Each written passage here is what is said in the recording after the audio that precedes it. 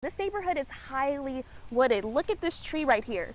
This just shows the sheer power of the wind. This tree base is bigger than my entire body. That just goes to show how strong the storm and the winds were in this area when it came through yesterday. This car that you see driving away, that is the one that has the suspect, white male in a white t-shirt. And I want to go ahead and recap the scene for you this morning. When we arrived around 4:30, we heard over a speaker police telling him to come out, hands up, move this way, move that way. Those pink slips that you just mentioned right here, where the Homewood Fire Marshal's office has deemed a lot of these buildings unsafe.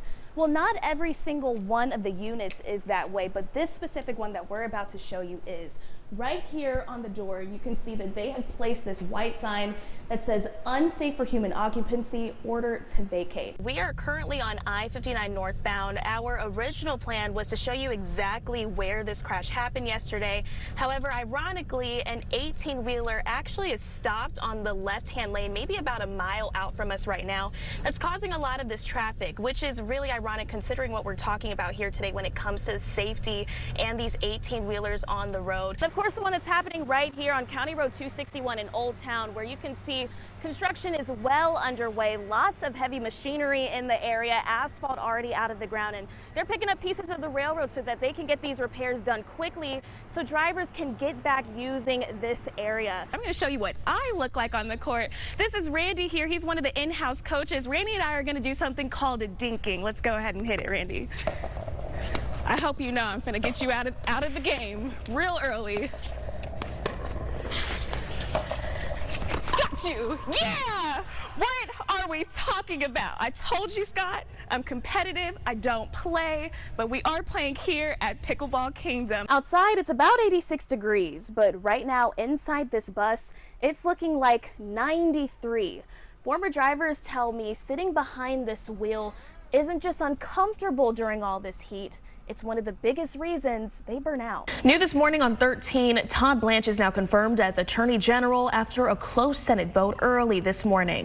5 people are facing multiple drug trafficking charges in Etowah County, part of a months-long drug operation. Officials say the charges include fentanyl and meth. Now to the latest with the war, where Iran is making new demands on the Strait of Hormuz. Iranian officials say they will not fully open the strait until the U.S. agrees to end the war. This is the one that Scott and I are really looking forward to. The quarterfinals of the playoffs kick off tonight with the Miami Hurricanes, and you guys should also be rooting for the Hurricanes out there, taking on Scott's Ohio State Buckeyes. Not even wearing your school colors. Oh, come on. Come on, you got to give it to me. Whatever. Listen, I bleed orange and green. I don't have to wear the color on the outside. Just weeks after opening its doors, this 110,000 square foot food bank has become a lifeline. Every single one of these aisles is filled with food, volunteers, and one shared mission: feeding the community. Just a few weeks ago, these towering racks sat empty. Today, they're filled with thousands of pounds of food, bringing hope one meal at a time. Since opening its doors June 30th, every aisle has been buzzing with activity. Our team gets the food ready. Again, looking to see what food partners are coming to pick up or food is going to be delivered. So they carefully make sure that everything is intact and wrapped and ready to get on those trucks and to greet our partners. 300 food distribution partners serving families across 12 central Alabama counties. And with more people turning to food assistance than ever before, Ginger Pegues says they knew they had to grow. We need to be distributing about 48 million meals. Last year alone, we did around 20 million. Already, the community is stepping up. Longtime volunteers with Colette Jewish Family Services says seeing the new facility gives them hope it will reach even more families in need. They've built it really well to meet the needs of not only the community, the population they're dealing with, but also the volunteers, so that we're taken care of. Here at the Community Food Bank of Central Alabama, they wouldn't be able to do all that they do without the help of volunteers. Since they've welcomed volunteers a week ago, they have seen 200 to 300 people come and fill these boxes.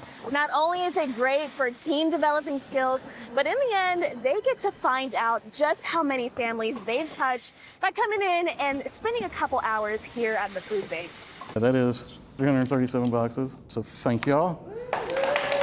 In the this is just the beginning. The food bank says they expect over 1,000 volunteers in this new space every single month. One act of service today to end hunger tomorrow. In Bessemer, Kayla Davis, WVTM 13.